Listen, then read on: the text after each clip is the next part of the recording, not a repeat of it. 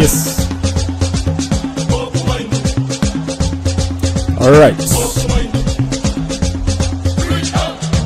Yeah. Sure.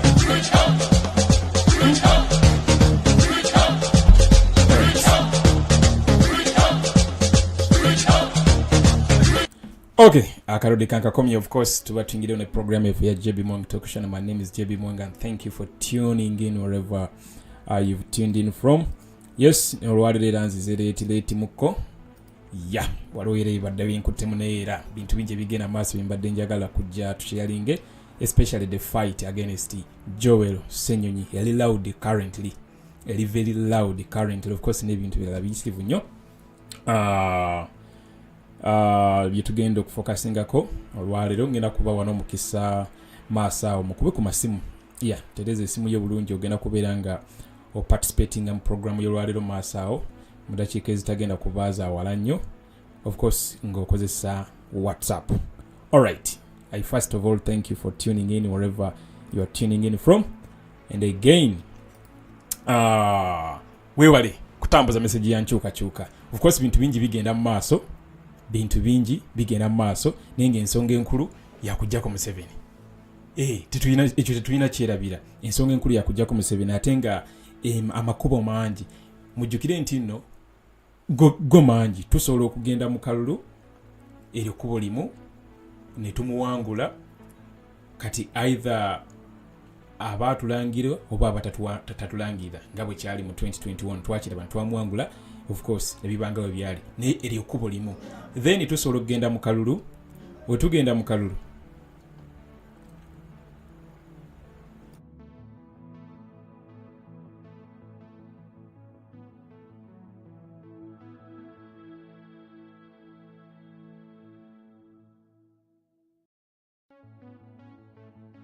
yes, sorry for that. Olwo anabadde isizaamu music nga tabula mu katono badde mugamba akendeze ku music. Alright, mbadde mbagamba nti tusobola okugenda mu kalulu ne tumuwangula, then tukola ekyo kye tulina okukola nga twali tugezezaako kikola mu 2021. Then tusobola okwekalakaasa. Tusobola okwekalakaasa ne tubeera nga omusajja tumutwala entyaji eri ku bulimu naye okwekalakaasa kulina okubeera nationwide. Kulina okubeera nationwide nga masses raringiddwa bulungi era nga buli omu amanyi ekigendera ky'okwekalakaasa okwo, uprising ate nga mu ndaba y'ebintu eryo liriringa ku buli kale tulinawo. Naye uprising eyo temala gajja buzi out of the blue, ebeerako ne starting point obeera togimanyi. Gwe kenyini gwayina ogicreatinga. Starting point eyo gwe kenyini gwe ayina okugicreatinga. Ogicreatinze otya? First of all obutazikiza n'ekyo kyobeera okola. Kati currently nga pushinga message eno ey'enkyukakyuka tetuyina akupowa. Buli opportunity gye tufunye oba buli opportunity gye tufuna tulina okugenda mu maaso nga tugispicinga up every now and then. You get a point? Every now and then opportunity ne tugisiga akazigo everywhere. Kati for example issue ya parliament eno esobola okuvaamu ekintu ekyenjawulo niwe tugaba bugambi no tularinge 1 million march nga zimarch nga zigenda ku parliament. Eyo opportunity naye tebisobola just kujabuziwa ebityo. Parliament yokka eno issue eriwo ey'obubbi bwa ssente obuyitiridde esobola okuvaamu ensasagge. President waffe nga sina yalagidde, for example kuba abangi musiba mugasimanyi tulinze president yafuwe wiso nedda bulinako abagamba ekintu ffe tulina okyekolera. Nenze nkwada example eno issue ya parliament esobola okuvaako ensasagge singa tuba tugikutte bulungi era singa tuba twebeereddemu, especially okumenyawo bino byonna bulina obulimbo bugenda mu maaso. Kati nabo bajjeyo enjala zaabwe. First of all kati batandise okwatakinga Joel, batandise ndowooza mulabye emikutu egy'enjawulo gigenda gikuba Joel because yavuddeyo ne stand eri very stand ye ngumu nnyo toyinza kuddaawo noyisa amaaso mu meeting oba mu press gy'abadde nayo olunaku lwajjo, tosobola. ezo demands zebakoze opposition tezikolangako mu regime during at the times of Mathias Mpuuga tewalaba this kind of engagements over this kind of demands is really straightforward simply because of course Mathias Mpuuga kyali wanita amongo kugatayina ngiri gyali ayinza munyigamu tewali ngiri gyali ayinza mu confronting na mugamba nti why ngo spending a sente nyingi nabakubira jo clip from Hard Talk ya Solomon Selwanja AIIJ channel je bakolera ko interviews za Hard Talk nga ba interviewing Mathias Mpuuga na defending budget ya Anita Amongi ya bilioni 13 na defending budget ya deputy speaker ya bilioni 11 na defending ebintu byonna simply because bano bakyalibe and of course agendo defending ebyo yali yamala dokutema deal eri milioni 5 so kati webijja oba kati wobiraba nga omaze otegeera nti deal yagikola 222 then osobola okumanya ensonga lwaki yali tafaayo kale nnyonnyo and all that kind of thing. So for the person of Joel Ssenyonyi, it's a different story. Mwena mwalabye pressure ya Joe nagibaletedde actually nagibaleteddeyo ne tugidda mu yesterday mu show gye twabadde nayo demands ze yakoze parliament eveeyo akakiiko ka parliamentary commission katunulire mu ensonga zino bazirete ku floor ya parliament oluzita ku floor ya parliament ate banyonyole bannayuganda baveeyo n'okunnyonnyola okumatiza bannayuganda era Joel ne bateekabo okwakuliza omu ne shadow cabinet ye nti batakikole within a week then the team is going to communicate next course of action. Now mbadde mpita ayita olwaliro ku different platforms ez'enjawulo nga Capital FM n'emikutu emirala ng'olaba batandise okubaako engeri gye bakkakanyamu Joel in one or the other kati nga gundi gye ngutereddewo on the side wano bakugamba nti Joel opposition MPs are questioning the sense of judgment of opposition leader in parliament Joel Ssenyonyi after reports that he called a meeting to move a censure motion against former opposition leader Mathias Mpuuga and Speaker Anita Amongo. Joel Ssenyonyi is being accused of yielding to mounting pressure to appease social media activists who peddle unverified information. Now, of course, era ne batachingawo ekifaananyi kya Mathias Mpuuga ne Joel Ssenyonyi.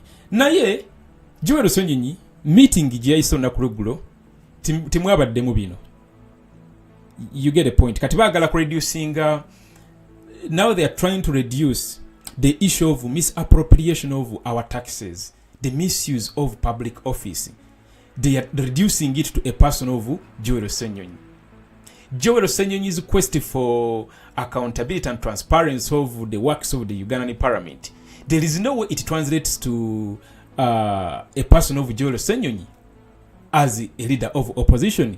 Nti simanya abikola kwa appeasinga basosho mbona abikola tusanyusa fe bitusanyuse bitya, you know. So naye olabye muka code mbo opposition MPs are questioning the sense of judgment of opposition leader. In front of course nalabye ne tweets endala nga zimu threatening ngambo sigwe moyo gwa gwanga asose genda mpola simanyi biki kyenvansi mbagamba nti no tuyimirirenga n'abakulembeze bano abavuddeyo ne batekinga bold decisions, you know, kuba kati abasajja nga Joel yali mu Kosase mwalaba engeri gyakwasaganya emirimu gya Kosase. Currently mumulaba engeri gyakwasaganyaamu ensonga ze.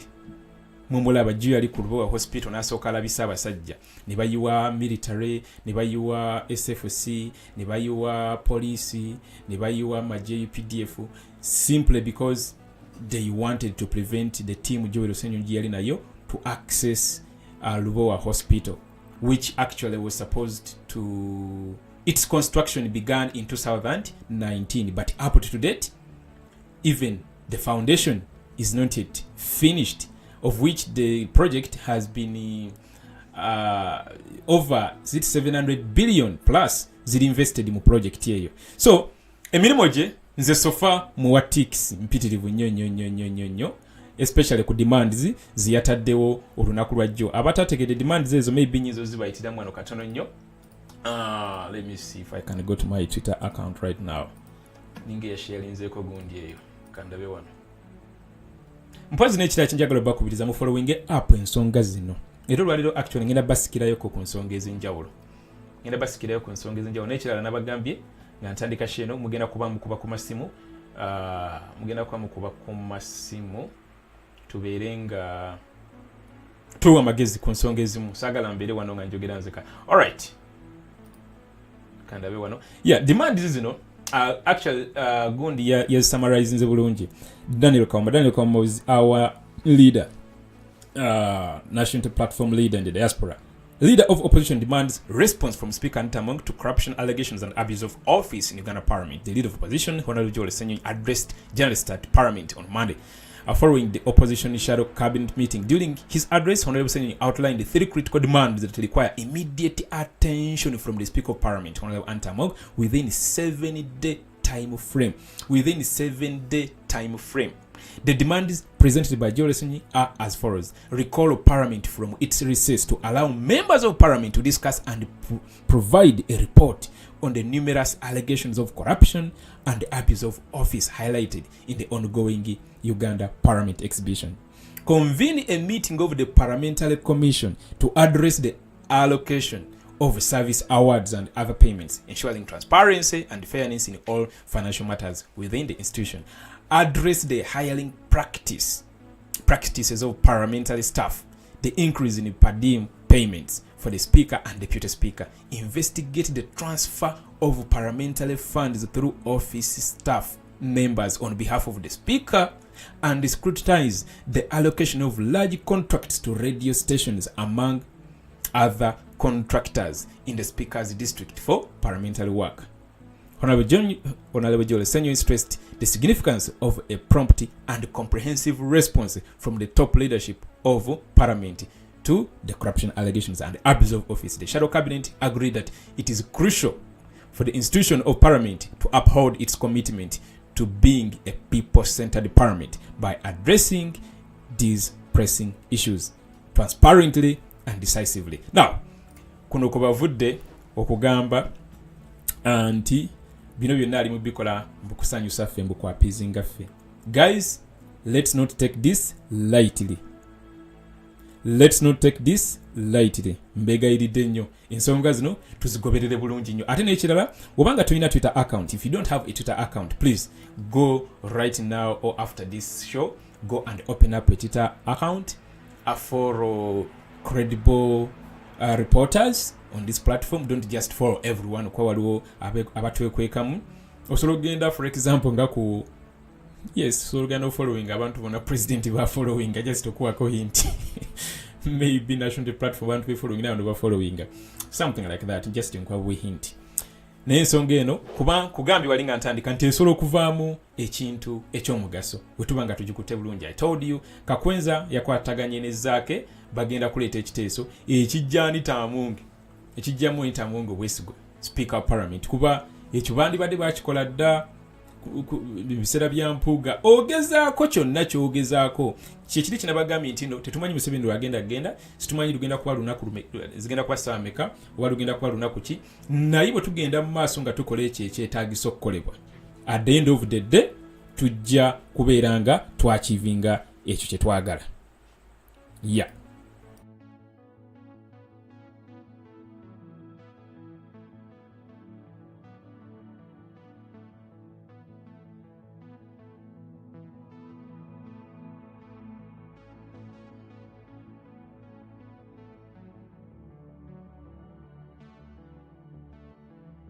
All right. Okay. Now, waliwo ensonga endala eri very important. Abantu bangi mubadde mubuuza era sometimes mbawulira nga mubuuza era Secretary General waffe highlightinze bulungi. Abantu linako abeebuuza Olivia Lutaya yakola misango ki, bamuteekako musango ki, wamu ne bali bachali ba comrades baffe abali mu makomera. Ensonga eno nayo katugiyitemu mangu engeri genzere tisigenda kulwawo nnyo today because nyina n'okubawa ku masimu mukubeko tubeeke ensonga zetukola ki zetugonjola here and there. Let me first get, where is that? All right, I think it's here. Njifunye ntya. Okay, you know what? Mukimanyi bulungi nti baganda baffe bangi bali mu makomera nga tebalina musango, of which that exercise has never stopped. You know, the abductions are still ongoing. Murders are still ongoing. Like recently you saw one of our comrades, that is the chairperson of NUP in Kabongo district, that is Lochoto, Ambrose, he was murdered. You know, sad. The abductions that have been ongoing recently, our comrade Kemigisha Sharon yakamala okubeera nga ava incommunicado for over 10 days. So, but we have comrades that are in gazetted detention centers. Then there are those that are in ungazetted detention centers, and then there are those that are missing since their abductions. Of course, the ones that are well known, they are 18. Of course, some are undocumented simply because their abductions do not capture media attention due to, of course, ebifo ebimu mu ggwanga lyaffe eno Uganda temuli network. Togenda kusanga radio station, togenda kusanga TV station, togenda kusanga network ya MTN, ya Airtel, oba ya Orange. Nga if anything happens, kigenda komao there and then. So, for the ones that we know, abantu basinga mbadde mujja mubuuza ne babateekako misango kyejo egyo bamaziza mu komera emyaka egyo gyonna. Alright, here we go. So kujina kijiyo bulungi wanera ngambye I have to update my people about this. Naye kenyini agambye I've noted several people asking about the nature of the charges against Olivia Lutaya and others. When Olivia Lutaya and others were first abducted from different places, the initial line of interrogation related to putting on red billets. Then the police said they were arrested for trying to protest against General Museveni's swearing in. They spent over 3 months under incommunicado detention. No one knew where they were being kept for all that time.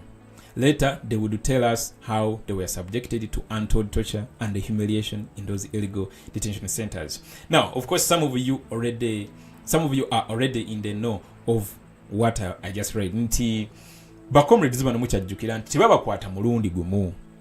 Bano abaana abali ekitalya, abali eruzira, abali ekigo, tebabakwata mulundi gumu. Babajjanga mu bifo byanjawulo, waliwo bajja Embaale nga Bakato, waliwo bajja mu bifo ebyenjawulo ne wano mu Central mu Buganda region. Ate singa nga tebabakutte mulundi gumu bonna oba lunaku lumu nedda, babakwatanga different days ne bamala ne babatereka nga tetumanyi gye bali. Okutereka in communicado kiba kitegeeza, it literally means nti ekifo kyolimu tewali muntu n'omu amanyi gy'oli okuggyako oyo eyakuwambye. Bafamire bo tebamanyi gy'oli, ba relatives bo bonna babakwano bo babaani, na buli muntu akwinako obuvunaanyizibwa tewali muntu n'omu amanyi gy'oli. That is like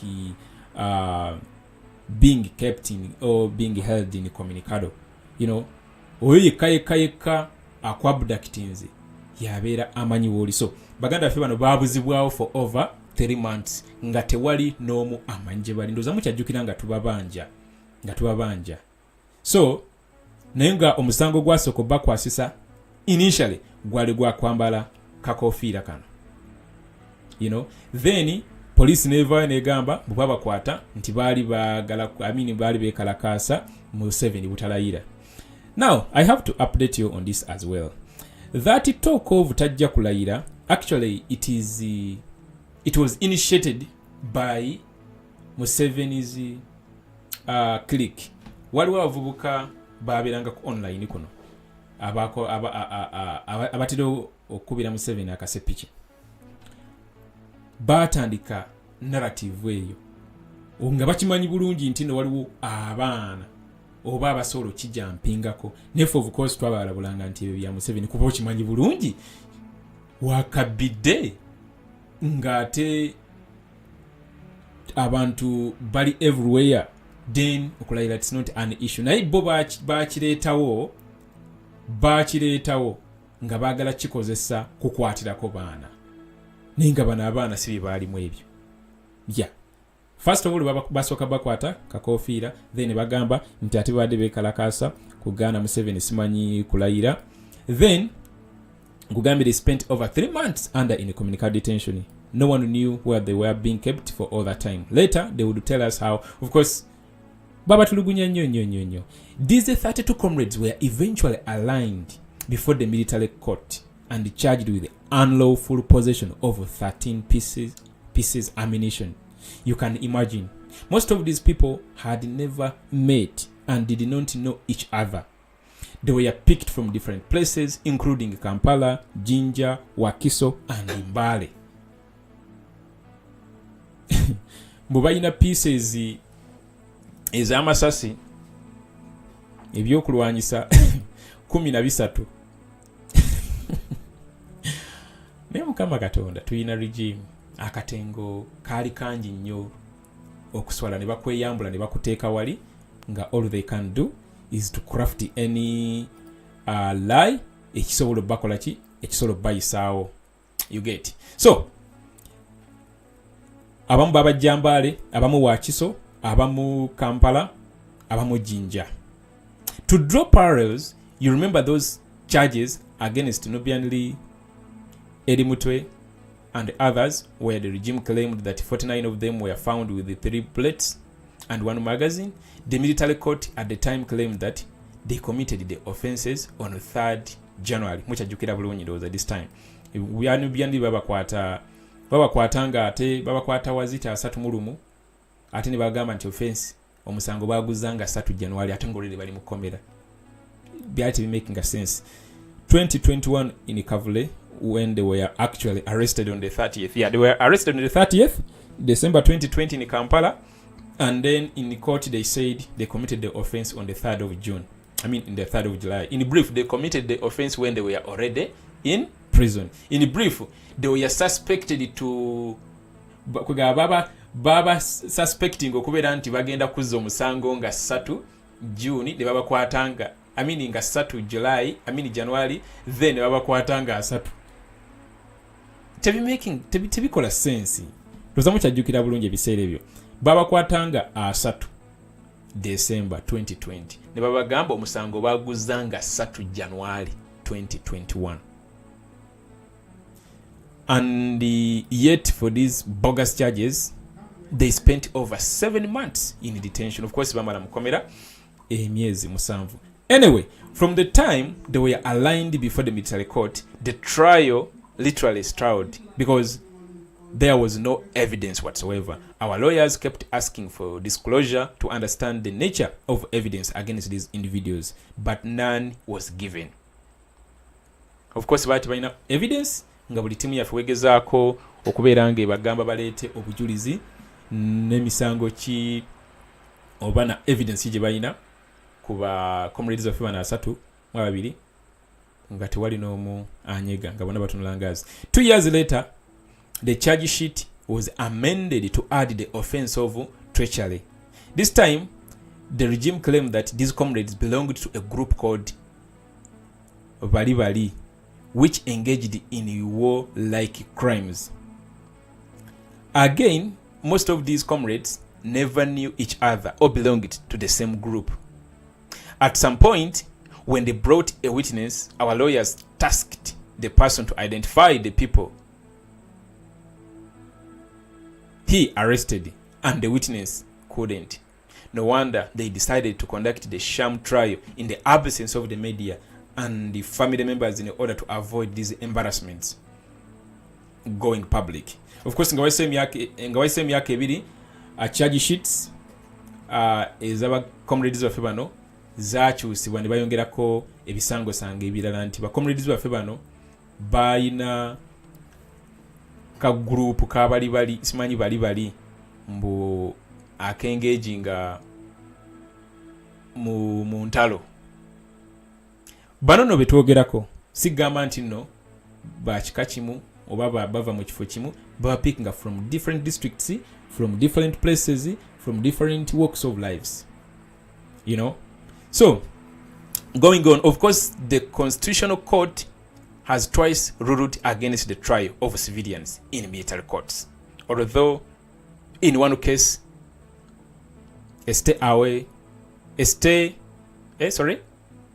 of course the Constitutional Court has twice ruled against the trial of civilians in military courts, although in one case a stay was issued by the Supreme Court. The second ruling was never stayed. They simply ignored it because they lack evidence. What the state has been doing is to try to persuade these comrades to plead guilty to these charges with the promises of money, houses, and other things. They are repeatedly visited their leaders at Chitalia with the same request.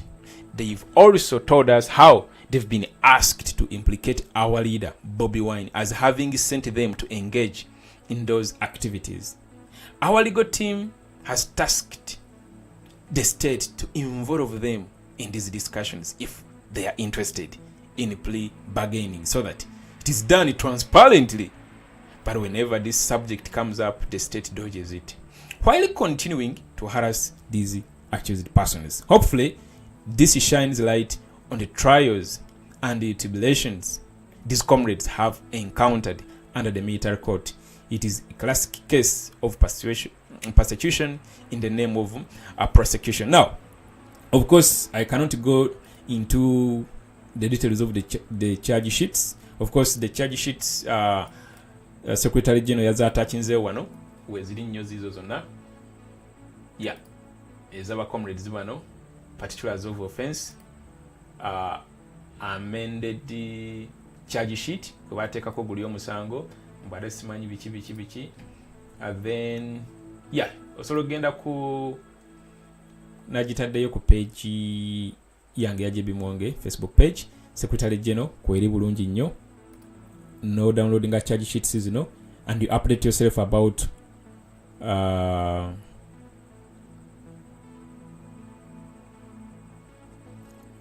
entire story. Someone is saying, Akida, so Maureen, Sabeda, LJB, how comes I'm not to get notifications? Yes, some people don't get notifications when I go live, and I advised you guys that unsubscribe and then you subscribe again and then turn on the notification alerts. Kwegamba oba wali wa subscribing adda, then unsubscribe, then you subscribe again, and then you also turn on the notification alerts. Yeah, ojja kuzifuna bulungi nnyo. Okay, that is about our comrades abali mu gazetted detention centers. Naye ekyo olina okumanya nti ekibakuumiddeyo baagaana okusala ddiiru ne Museveni. Of course bazzi baba visitinga gundi eno story nagikolamu ne podcast gyeri ku JBMuwonge podcast series. That time webaali babatuukiridde, of course bazzi babatuukiridde emirundi egiwera, bagambe nti balina omusango era bagambe nti no Bobiwine yabatuma okukola kino nekino negwe kyolina okumanya nti tekijja kubeera kuba bamazeeyo emyaka miyitirivu nnyo. Singa baali batulyamu lukwe, singa batulyamu dda, singa baali baagala kulya busente bwa Museveni, singa babulya dda. Machete mwamulaba jjo the last appearance yibabadde nayo recently nga ate ye ali mu komera, ate yagumya ffe abali ebweru.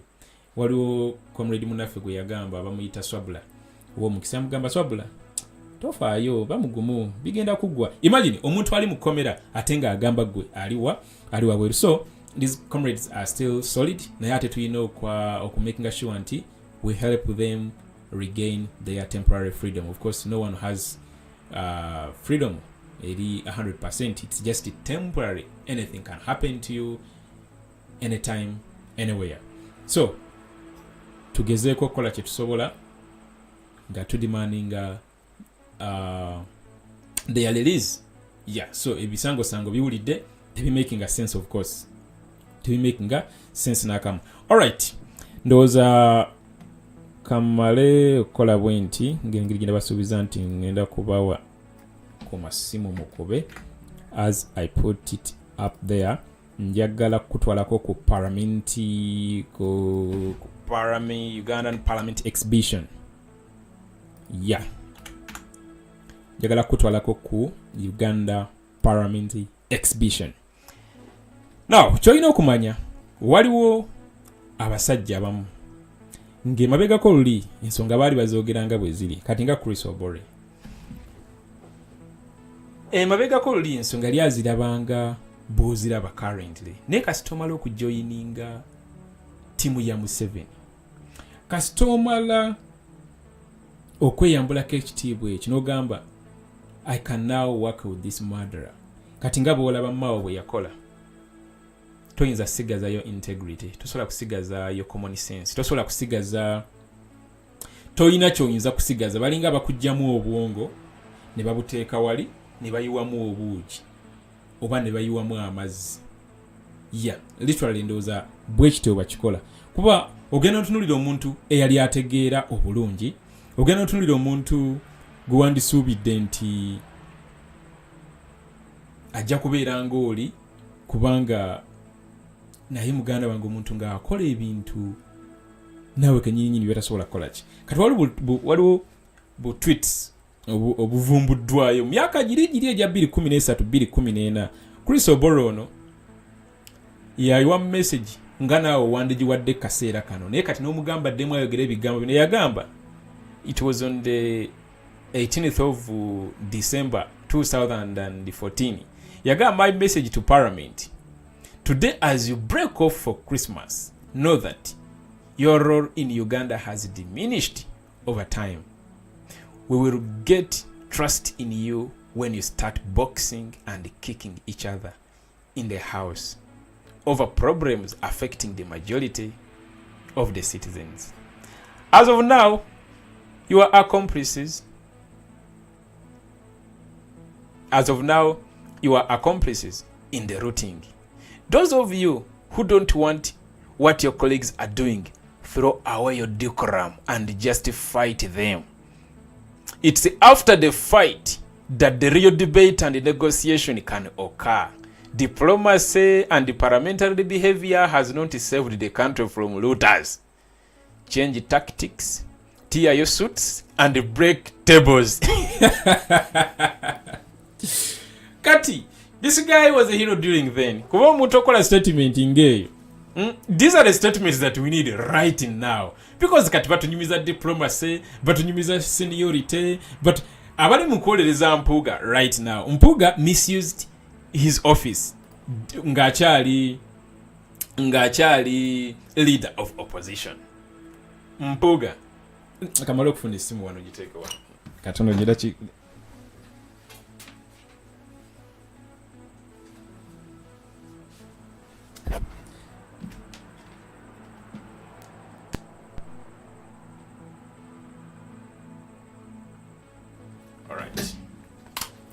Bale kugamba nti Mpuga misused his office ng'akyali leader of opposition.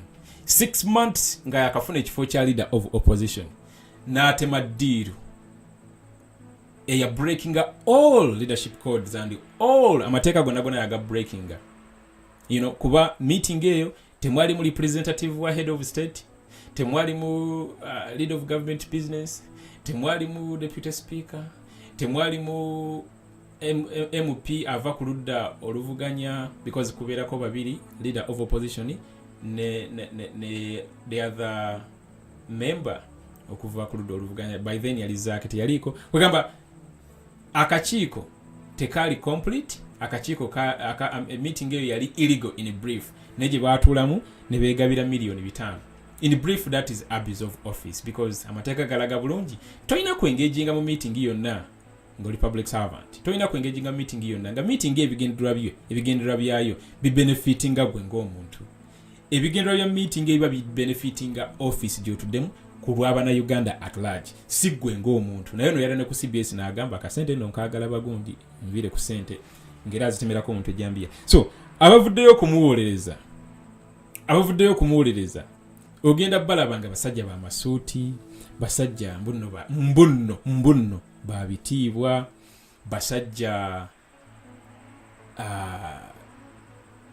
abasomyeko batunyumiza diplomacy kugaba abali mwolezi bagamba is a diplomatic leader mbusimanya na seniority mbu ate simanyi yeeyisa mu ngeri ya kidiplomati simanyi biki and all that kind of thing.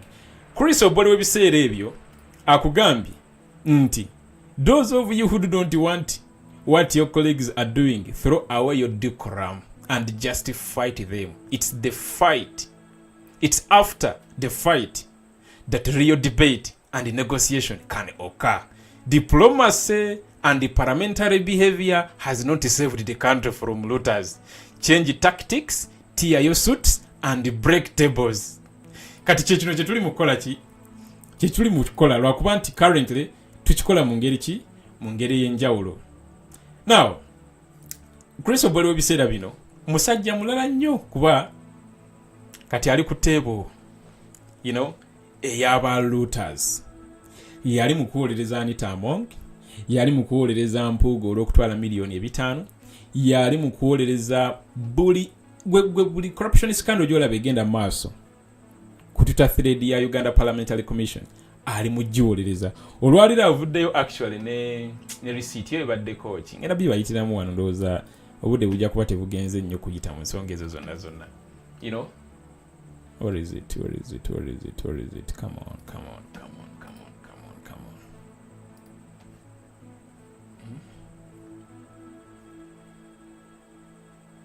Okay.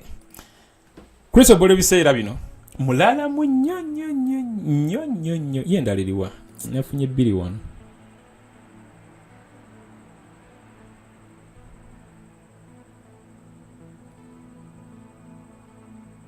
Kandabe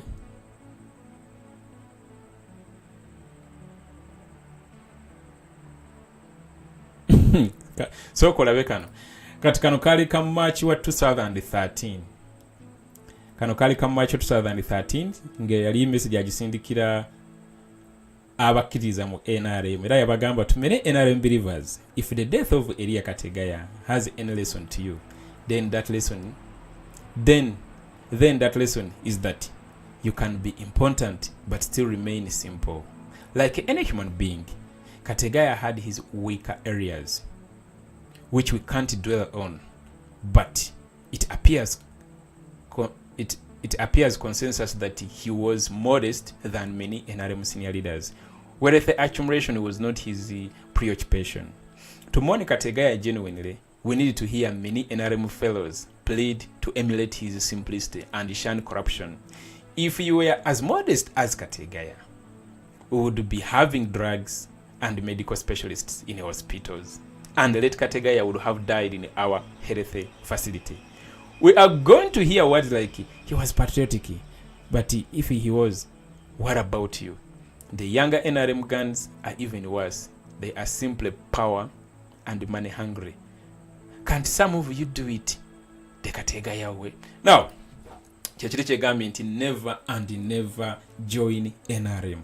Never and never find yourself in a position, especially if you are a politician, nga NRM iri mu kudefending. Because these guys, once you join that group, once you join that clique, manya nti gwe common sense yo egenze, manya integrity ye egenze, kugamba gwe manya nti ofuuse kisekerero, ofuuse kisasarara. Mbulirayo omuntu ali mu kumagezi mu NRM currently. Kale gwona ateekaawo. Kuba the fact that you are part of them, it closes the entire debate of mfunirayo omuntu alina amagezi. The fact that you are part of NRM, it closes that debate. Kubanga bano si bantu, bano batemu, babbi, batugumbuzi, banyazi, and all that kind of a thing.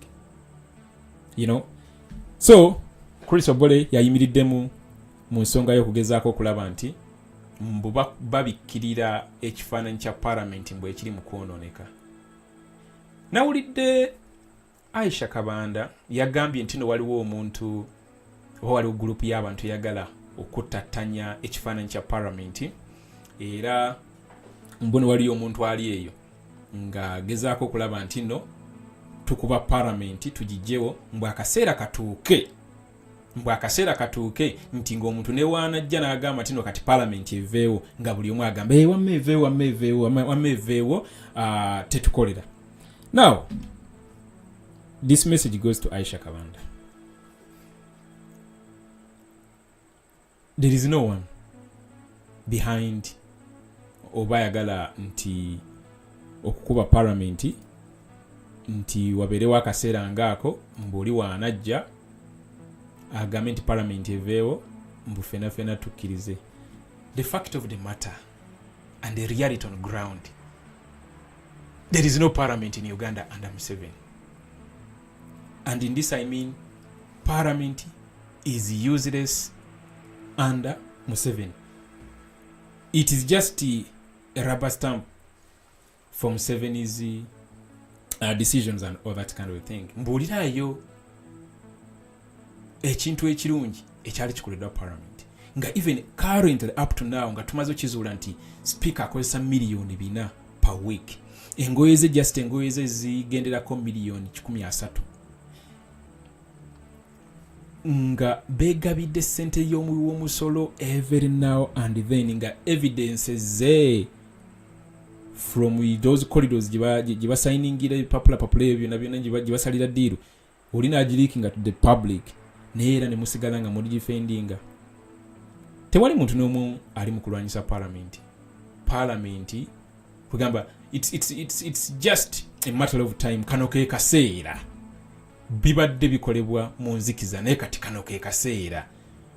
Gundi yagambye nti nno nabadde nsoma spile waliwo message emu gyadda waliwo message yasize ku mukutu yagambye nti abantu ababasindikira information eno kati nga minutes zino zibabeera nazo nga batudde mu meeting zaabwe nga transactions za sente engere gibazibbamu nga bank details oba bank accounts ezitwala sente z'omuwi w'omusolo on behalf of speaker of parliament n'ebintu birala bingi nnyo. Abantu abagaba information eyo bakoye obubbi buno. Abantu gye bali nga tebayagala kwerabisa. Abantu gye bali eyo nga tebayagala kwerabisa. Naye nga balina Uganda at heart. Waliwo ekiseera kale wootuuka n'ogamba naye manyi this is too much. Kandirizinga ebintu bino maybe wajja kubeerayo omuntu abaako ne kyakola. So far it is only one party that artist came out ne decision ate abantu abalaji balabye nti no simanyi ba Russians ate simanyi nsonga bagikutte obi and all that kind of thing. NUP yoka ye yakavaayo nekangavula omukulembeze ng'obujulizi badi implicatinga Mathias Mpuga kuba minutes bazi verifyinga. Chris Obole nyini yavaayo n'agamba minutes ntuufu era ne bazi verifying. Ne Mpuga nyini yavaayo n'agamba minutes ntuufu nali mu meeting eyo era buli kimu ekiri ku lupapula olwo nkimanyi bulungi. Ekibiina ko kyasinzira okumuwabula stepping it down ye n'alabanga alinga institution number era ayamba buyambi okubeera mu NUP nazzo omuliro gw'amaanyi. So in brief tewali mugaso gwa parliament under Museveni. Nze nga ngeri gye mbirabamu era nze newe nfuna kakisabukisa simanyi nakumanya naye ekyo kankyerekereze. Alright, tugendeko ne esimu yeeyo obeera nga oyina kyoyagala okubeerako nekyoyogera. Esimu yeeyo WhatsApp yo kamulakulaba 7643 yeeyo naye nga in the meantime kankutwaleko ku Twitter kati kankutwaleko ku Twitter speed kankutwaleko ku Twitter speed. Ekirala kyenyinza okugamba gundi egenda maaso Uganda Parliamentary Exhibition ekyagenda maaso. Actually the architecture of this exhibition, that is Jim Spile Sentongo, ajongezaayo kinambera ino message atakinze kagambi it is okay for Parliament to keep cancelling sittings where we expected the issues from the Uganda Parliament exhibition to be debated just for us to hear their side. The exhibition is not going to stop until they speak to us. They are not answerable to themselves. We shall not let them have peace if they continue disregarding us. Therefore, let the exhibition continue for this week too. We can even extend it up to May. Even if it means comprehensively exhibiting 1 MP per day. Our good informers who are equally tired of this mess continue sending us information. Those in places where monies of CSR are indicated to have gone, tell us, did you receive it? They say they deliver it in cash. Let us also know those who picked the 50 million last week and where it came from. Institutions that have been asked for bribes to be cleared by parliamentary committees, share with us in confidence. Since they turned against us, we have decided to directly represent ourselves. We are angry and unbold, threats notwithstanding, with love. Now, let me also add on this. Gwe wenna ng'oli eyo, ng'oli muwagizi wa nkyukakyuka, era ng'oyagala change, ng'olina MPO ng'ali ku ludda oluwabula gavumenti, ng'ali ku ludda oluvuganya gavumenti, ng'ali ku ludda ng'agamba nti nali ku ludda lw'abantu, mubuuze ebibuuzo bino ng'okozesa platform yo oba ya Facebook oba ya Twitter responding ebibuuzo miliyoni 5 wazitutte oba tewazitutte. Genda ku Twitter yo, wandiikako eri mutaginge. Yes, mutaginge mbuuzo wa miliyoni 5 last week y'omu ku bazitutte. Era yeeyame okubeera nga byayogera bituufu, aleme kumatamata. Omubanga musobola okukola zi X spaces ne mubayita ne mubabuuza ebibuuzo ebiri very critical. Tulina okulwanyisa ekintu kino. Sibagambe kiyinza otuviiramu ekintu kiki kinasose nakyo nga ntandika nti any opportunity ejjawo ng'abantu bagyembracinze, kuba ensonga eno abantu bagyembracinze, ngamba abantu abategeera era abantu abaagala okujjako Museveni. Kuba oyo atayagala kujjako Museveni oba alaba Museveni nga the only Messiah, oyo abeera n'ekyamu ku mutwe. Naye gwe obeera nga oli ku sayidi enyigirizibwa era ng'oli ku sayidi egamba nti nno kano akasajja ebbanga likatukalakatidde limala. I'm very sure you embraced this exhibition and you are in line with whatever the exhibitors are doing. So if that is the case, then nkosaba tokoma bukomi kubisoma, tokoma bukomi kubirengera, tokoma bukomi kujja wano ku live show n'owuliriza nedda. After that, genda ku platform yo, wandiika message tagingamu MPO, mubuuze ebibuuzo, ayina okurespondinga, mwekolemu obubinja. This is okulaba abo abeerufu n'abatali beerufu. Wamwata wano wataddamu watandika okwebuzabuza nti ate you see sente nange mbadde nzeetaaga nazijjayo sitegedde, oyo nga tumuteeka ku ntandaalo. Tulina okutambula n'abantu abamanyi nti nno omulama gwe tuliko si gwakulyamu buli. Yes, tubalina bangi nga bo bagufuula gwakulyamu. Singa Mpuuga yali teyalya miliyoni 5 nga yakatandika okubeera leader of opposition, maybe yandikoze ebintu ebyenjawulo n'atadda mukwekwenya ku masajinga Museveni. Singa yali teyalya miliyoni 5, kwa miliyoni zino 5 zamusirisa, zamulemesa okukola ebintu bingi. Oyo kyali mugezi naye zamulemesa okukola ebintu bingi, nga wayagala okubeera nga anyigaanita amongi nti ene office ya leader of ya speaker nga budget yeeyongedde nnyo, ng'ajjukira nti kozi natula nabo ne twegabira miliyoni 5, ayinza obyogera nno kamuleke. Oba okitegeera nti deputy speaker ono nga budget ye erinnye from 7 billion to 11 billion, ate nga tuli mu crisis, public debt is over 100 trillion.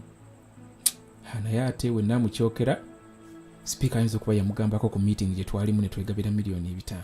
Kansirike. You get a point. Zikulemesa okukola ebintu bingi, naye it's always a matter of time. It's always a matter of time. Naye kyenkugambye, be a participant in all this. Yeah.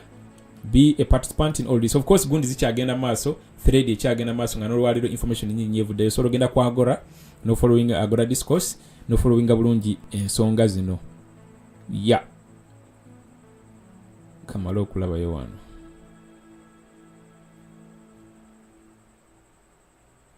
Audit reveals minister staff shared 1.5 billion. Kama katonda wange.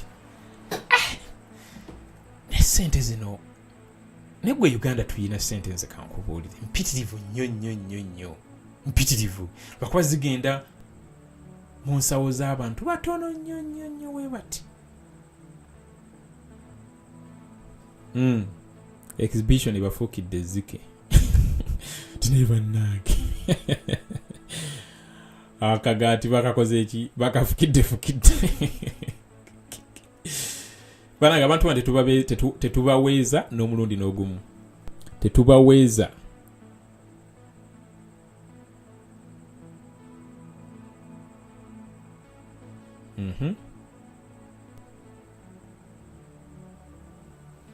All right, yes.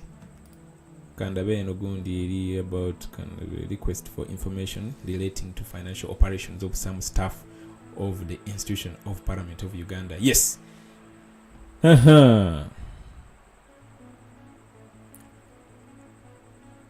Okay.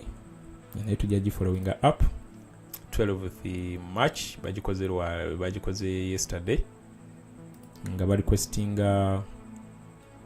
information relating to financial operations of some staff of the institution of Parliament of Uganda, of course the exhibitors bagisindikide clerk.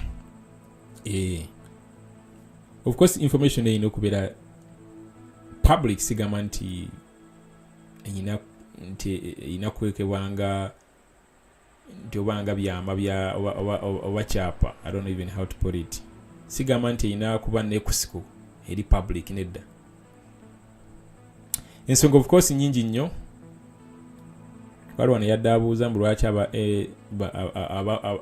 abakkiriza mu kano ka group ka mutabani wa Museveni mbu simanyi basirise simply because sente zibakozesa okutambula balaba bagenzi Masaka simanyi bagenzewa sente zamwe wa musolo. Sente zamwe wa musolo.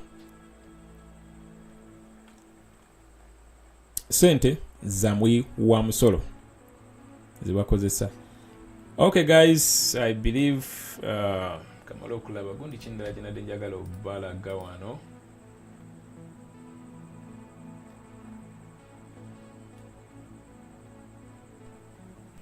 So chetayina kukkiriza be bantu bano reducing ensonga eno ku Ssenyonyi kwa Ssenyonyi nga leader wa opposition in parliament yavuddeyo ne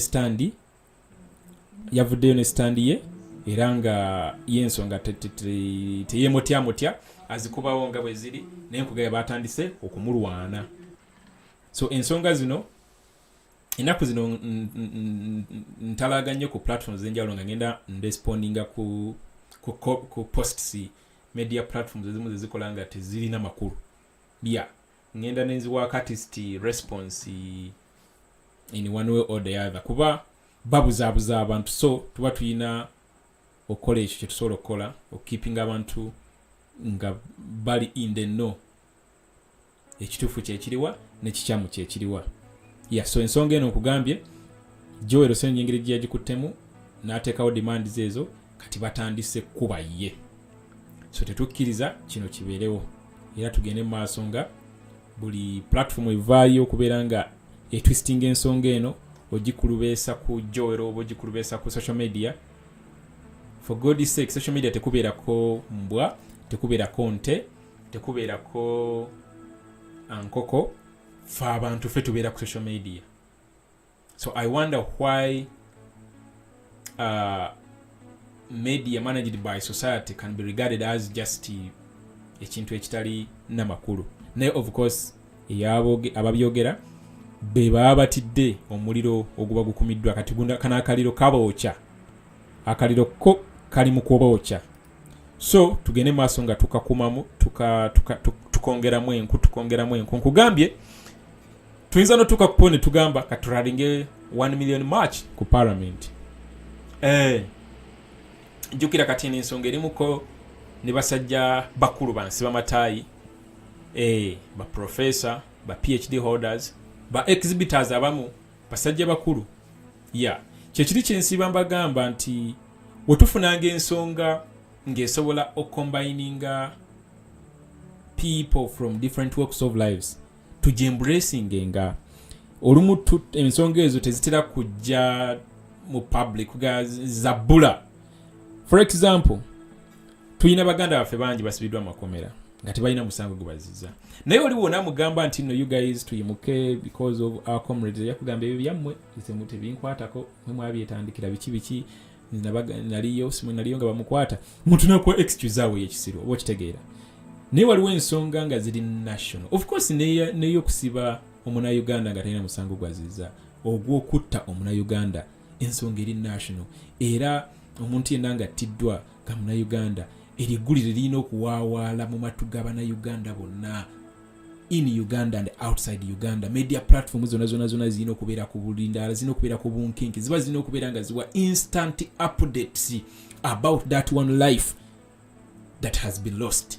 Oba bamukubye masasi, oba agudde kabenje, oba akoze biki, but simply because tufugibwa Museveni ebyo byonna bina bifuula nnomo.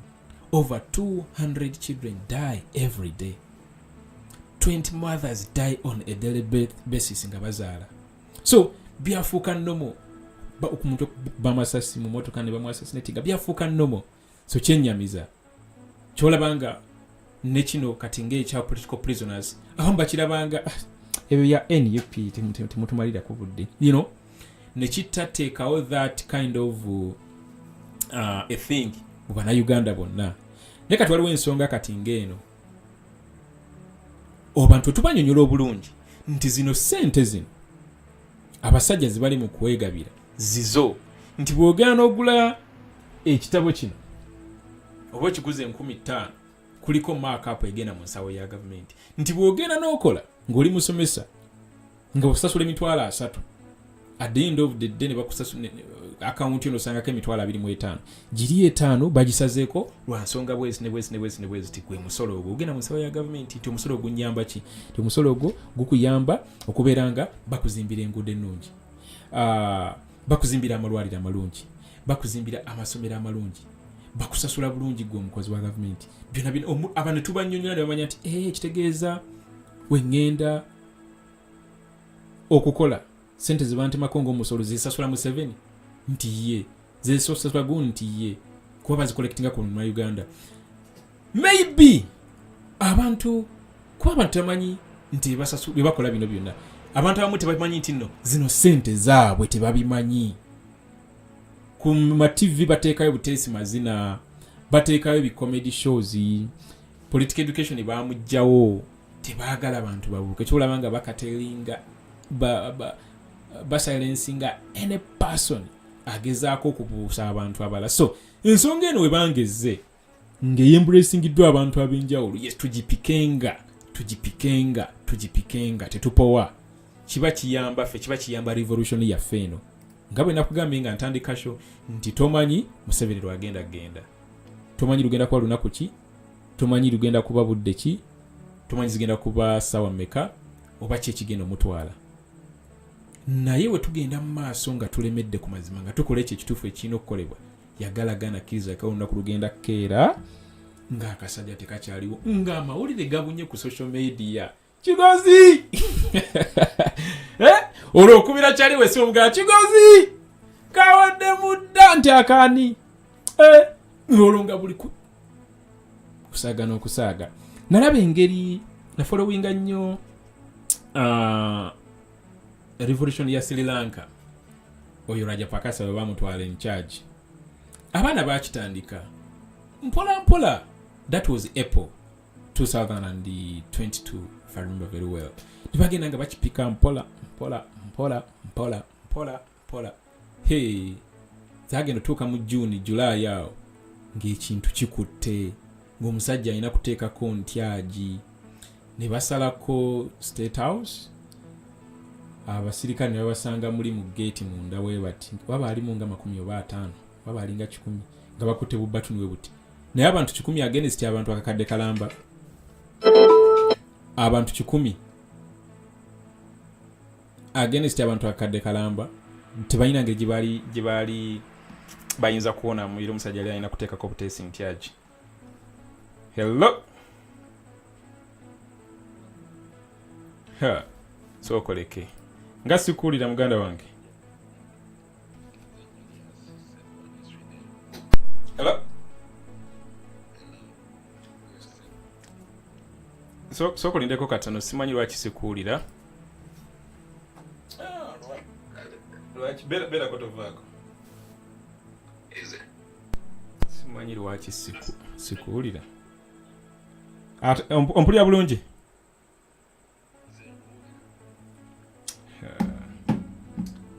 Kino kundi nerabika.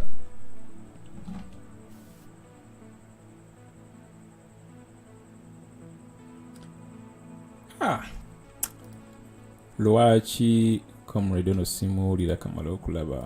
Let me see.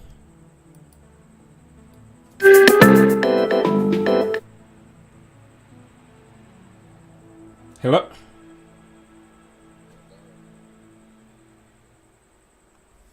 Lwaki sikuwulira papa?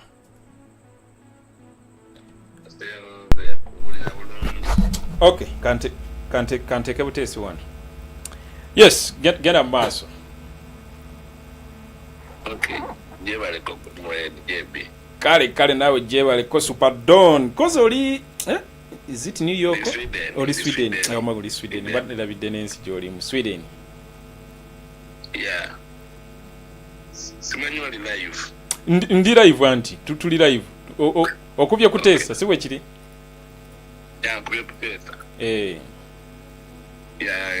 Webale nnyo bali ddala okusaguma okuteesa okwogerako ye bana Uganda n'eri ensi yonna.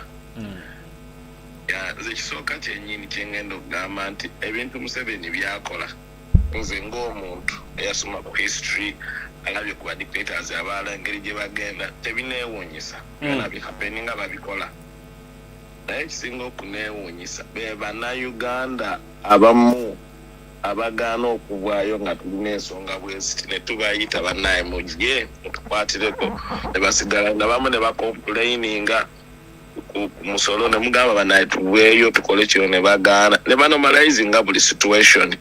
Kati saawa zino otunuulira abamu abannauganda n'abamu be tubadde tusuubira nti bagezi especially nga bali ku ludda lw'opposition nga tulowooza nti basiba amataayi basajja bagezi nnyo naye kati bavaayo munaye lwakubanga oli mukwano gwabwe munaye balwakubanga simanyi yeeyita siniya oba ow'ekitiibwa abagala munaye kati ensonga ya corruption bagize ku mabbali bakulirize empuuga okusinga enguzi okitega kati ne weewuunya n'okwewuunya ensi Uganda gye tulaga nga saawa zino bandibadde nga bakubira president waffe oba no at least ye nga ye avuddeyo n'agezaako okulaga sitaani okulwanirira enguzi yadde mukwano gwe yayogera bulungi nti mukwano gwe yeyamwapointinga yeyakola ki nzijukira n'olunaku olwo yayogera yagamba n'okugamba nti edi muntu ekituufu oli kyali wange nkuze naawe naye singa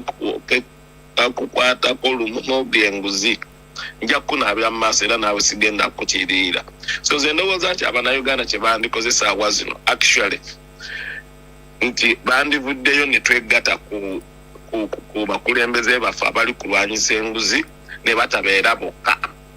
Kubaka tulaba bano abasajja ababbi bo munaye balina engeri gye bakwataganamu mu bubbi bwabwe bakolera ddala ekintu kyolabira ddala nga kikyamu naye ne bavaayo ne bakidifendinga. Naye ffe tutya n'okuvaayo gamba nti bannaye kituufu omusajja ono be bali tukola bikyamu tutya etunomalizinga buli situation tugamba it is very okay katwatuka ne ku extent ekitwala paka mu bitundu byaffe gye tulondera nti enguzi eri nomo bana abasajja bajja ne batugga sente zaffe ezo ate ne bajja ne batugirira akalu ne tutandika no bagamba nze munaye atampadde ka sente kikola ki sisobola mulonda ate nga sente zaffe zennyini ezo mpuga zabbye zagenda okuza mu constituency ezagula abantu. So nze ebintu Museveni byakola nga dictator yenna ali agenda okugwa ebineewuunyisa be bantu bannaffe special abavubuka abali mu myaka gyaffe abatunuulira eno embeera ne babulako kye bakola ne mugamba nti bannaye mujje twekalakasa omusajja bubbi amabaati ne bagwayo abantu nga 5-10 eyo yonna nguzi tuli ku kino ekintu ne weesanga nga naffe bennyini bwe tubadde tutambulanga nabo munaye twedividinzemu mulimu saidi eri egamba naye musajja waffe bandimulese kitegeeza enguzi bwebanga ekwata kuwo balina omuleka tumukwekerere naye munaye ate tubeere nga tuvumirira enguzi Museveni gyakola nga tetwagala ekwate ku baffe. So sijja kwogera bingi osanga waliwo abalala baagala okuteesa naye nze abantu b'ensinga okunenya beffe bannayuganda bennyini abasinga okunyugirizibwa nti tunormalizinga buli situation is happening ne tugenda mu ddwaliro nga teri ddagala ne tusirika ne tulaba abasajja bano nga balya ssente ezo ne tusirika ne wabeerawo bannaffe abajja okutulwanira ne tubiyita byabufuzi nti ffe tusobola kuvaayo ate bwe tulaba bannaffe abavuddeyo etutavaayo basapootinga kubalaga nti tebali bokka. So weebale nnyo bali eddala tuweereza just kyensaba bannayuganda kwongera butagwamu ssuubi n'abo abakyalina embavu okubeera nti tusobola okwerwanako okununula bannaffe abali mu makomera nti yensonga yokka abali mu makomera nabo okufuna ensuubi. Olina ekintu oyogedde ekinkuteeko bw'ogambye nti waliwo comrade gwe mwagenda okukyalira n'agamba nedda bannaye mubeere bagumu ffe tujja kuvaayo ng'omusibe ate yagumye ali wabweru. N'ekyokulala ffe bwe tulemerako bwe tulaba nga kituufu tuli kwalaali nga tulemerako ng'ensonga ze tumanyi nti zetulwanirira ntuufu y'engeri yokka gye tusobola okusasulamu baganda baffe abaafa. Weebale nnyo weebalire ddala ssebo. Alright, pardon weebale nnyo okuteesa okwo era ensi ekuwulidde bulungi. Kale ssebo tujja kuwulizika akafuna omukisa omuntu omulala. Alright.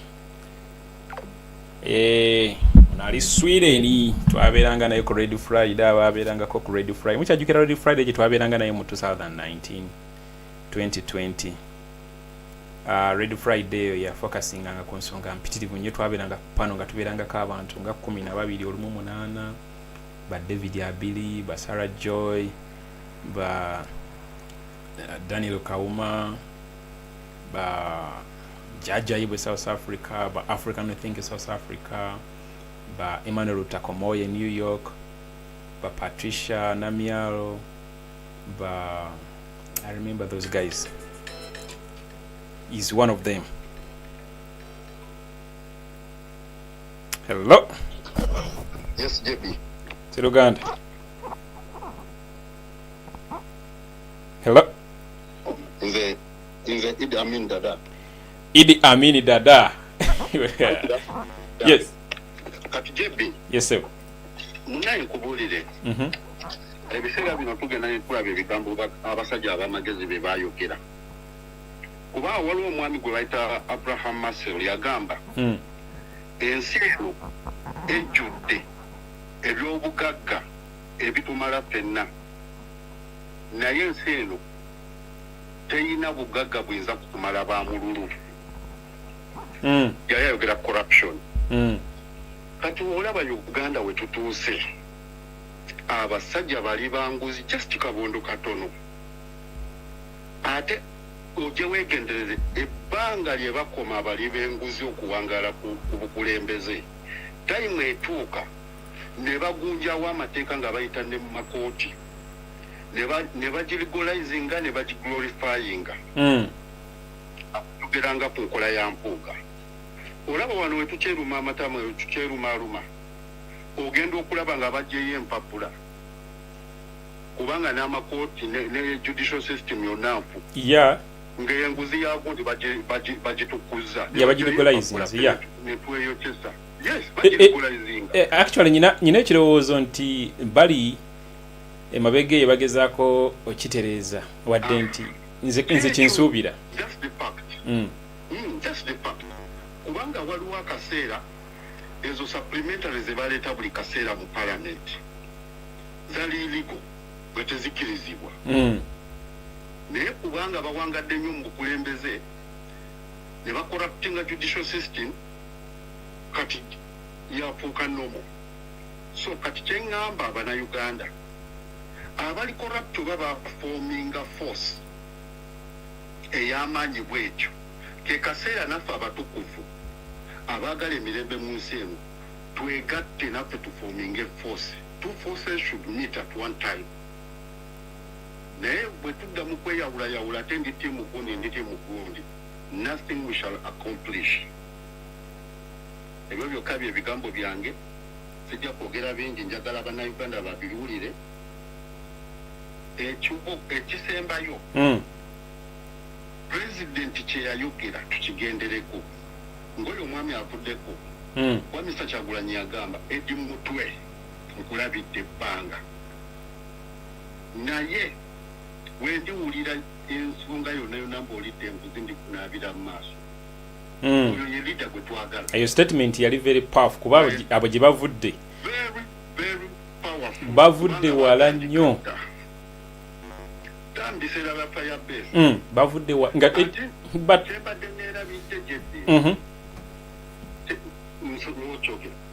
abo abasajja abali betwalonda ne bambala amakooti ne bayingira parliament tebalowooza mbu be bali abagezi abasembayo. Balina mentality embuto once they enter that parliament be baba abagezi abasembayo. Bangi betulonzerwa sympathy nga bakozesa sympathy card.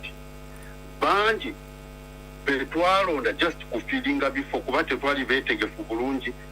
Naye abaana abangi mu zigeto ne ku streets baasoma nga tebarizoninga okusinga bo gye bali, so baleme kweglorifyinga okulaba nga be basinga. Bakozi baffe tulina right ey'okubabuuza ebibuzo babiddemu.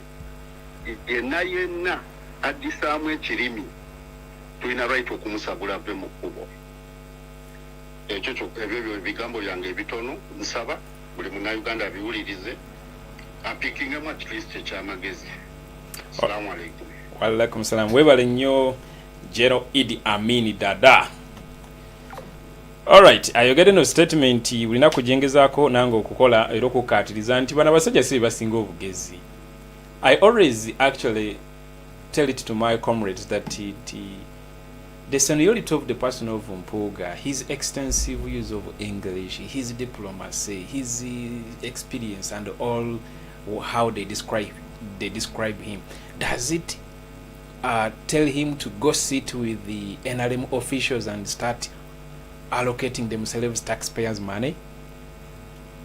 Bwe batyo bamusomesa kyolabanga bana bavaane bagamba mbu simanyi omusajja Buganda simanyi yamuguluminga mutuswaza Buganda teguluminga bali banguzi mutuswaza buli wampulira statement eyo mpulira obusungu mutuswaza si basinga okubeera abagezi abaana gye bali nga baasoma naye nga tebalina platform. Kati gwenze nkubuuza Jibiro Ssenyonyi wandi mutegeredde wasinga teyali president waffe muwa platform oba kuteekawo this platform oba kujja into active politics. Abavubuka nga Muwada Nkunyinyi wandi bategedde otya, Banyekodoliki wandi bategedde otya, bayitirivu nnyo wandi badde obategeera otya.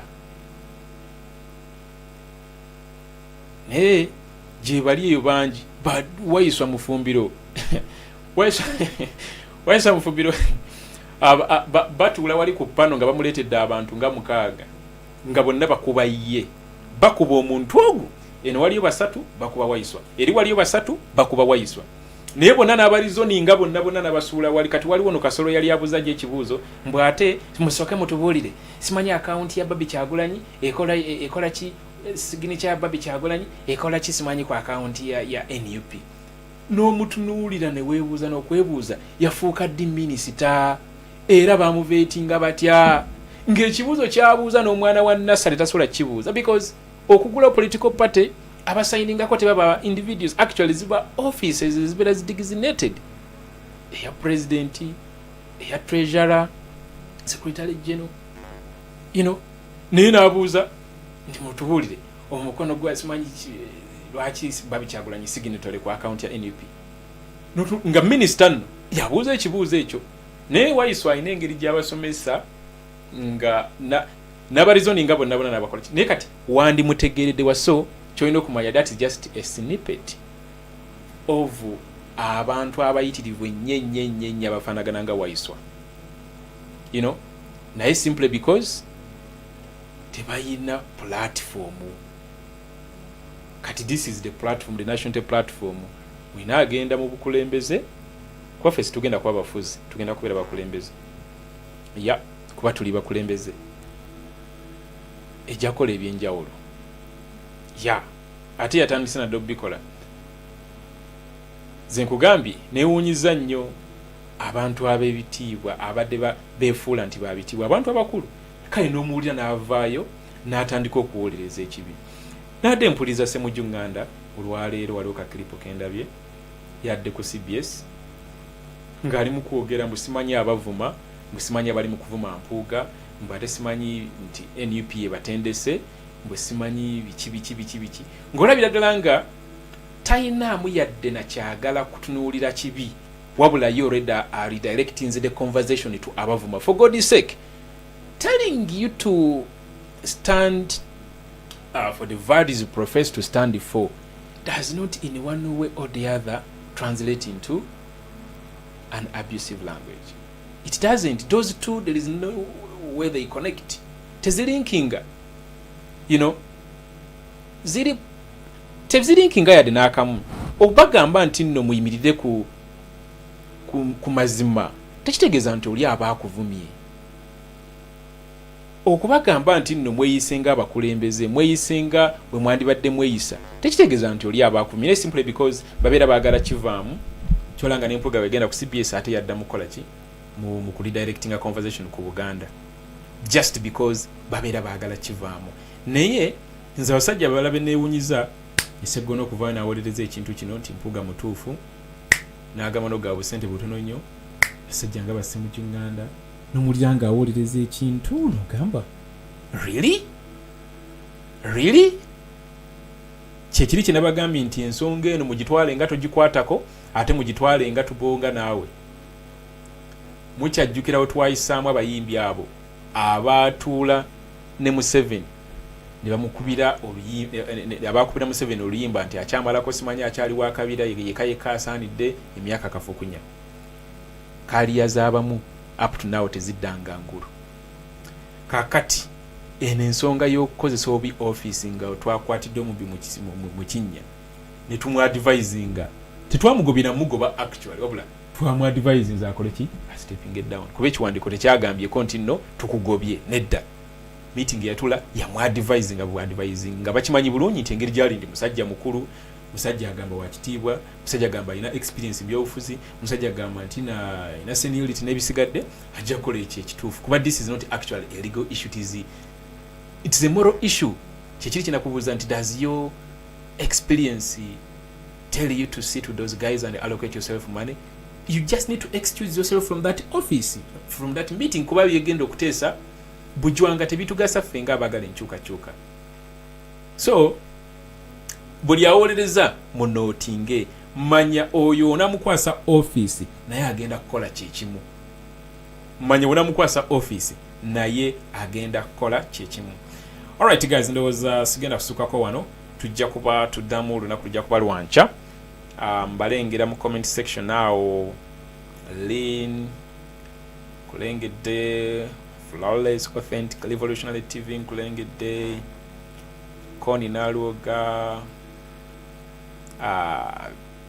Betsy Keke, Akulo, Ronnie B, Proud Ugandan, Sylvia Nora, n'abalala bangi mwebale kubeerako. Equator TV, NUP News, Mugasla Arnold, Awadra Bosco, Adeline,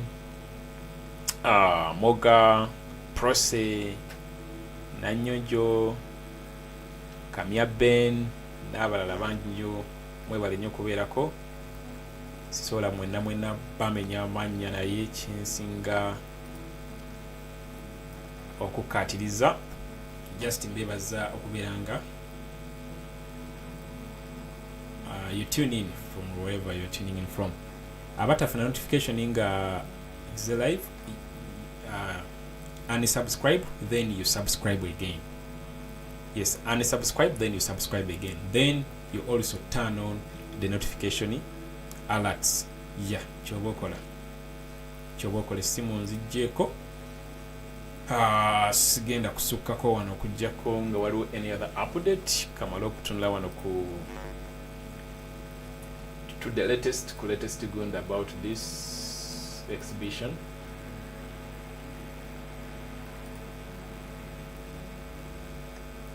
Okay.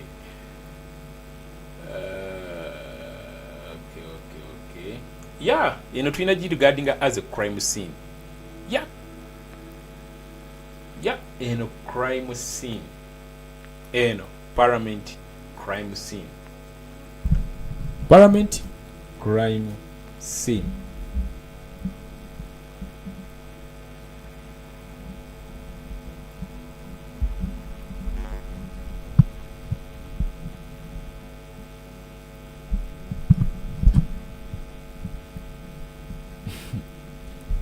Yeah, nag.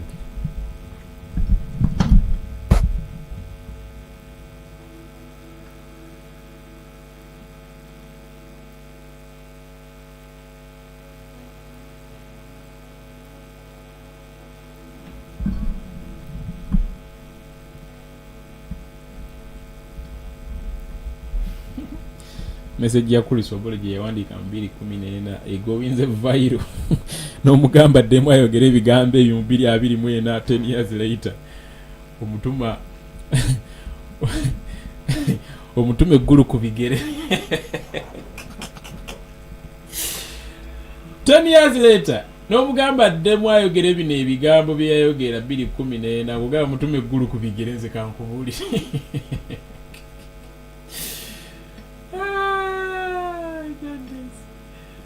Oh no,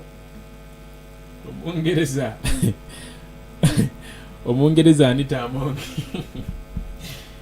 yakyusa kala n'ava mu buddugavu n'agenda n'asooka amyukamu awo parts zombiri ezimu za people power ezimu za NRM then ezimu za UPC anti ebitundu ebimu bya black ebimu bya red ebimu bya yellow uyayamala okweyerusa. I don't know why. Okay. All right.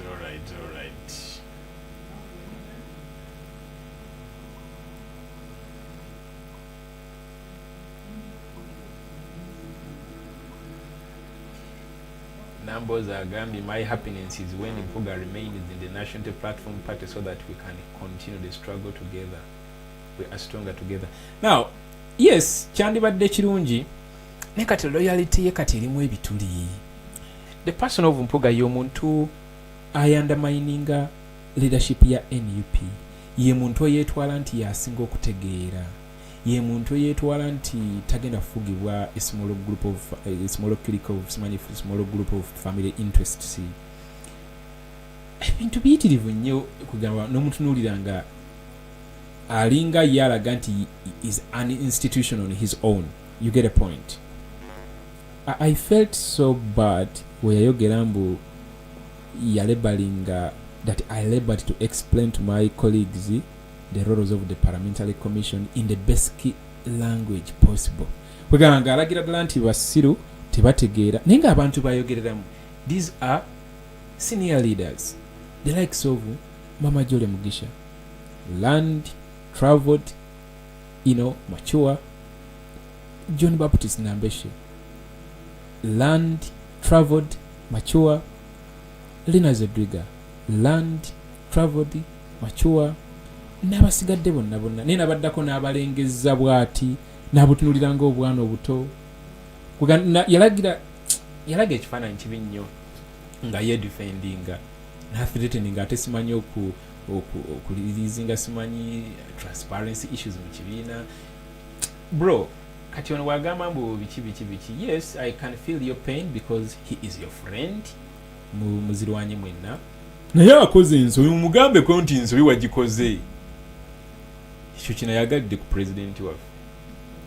Teyemutya muteza wadde nti eri decision ngo baatula meeting yavaayo as a group sigamba nti yali yenga president newe yabaka akazindaalo n'abyogera yabaka akazindaalo n'abyogera yabaka akazindaalo n'abyogera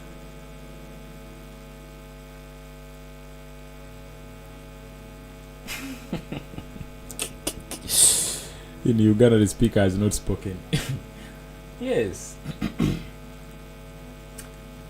She's quiet because haina kyasobola kukola ki abubaako ne wabitandikira, you know.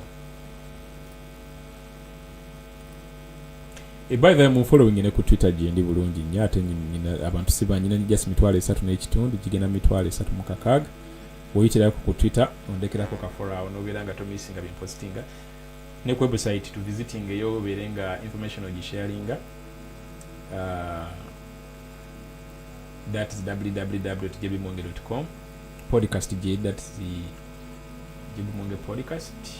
Okay guys, can I make kusukako wano sirira ba ekipya kyamaanyi on this side.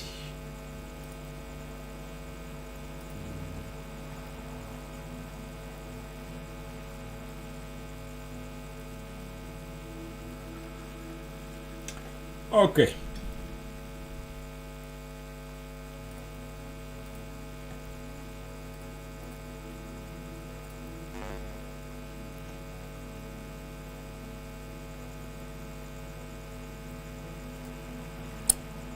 Mwebale nnyo ababakumidde ku program ya Feno JBMuwonge Talk Show. Tujja kuba tuddamu lunaku lwankya as usual. Kambalekera akalodi kano.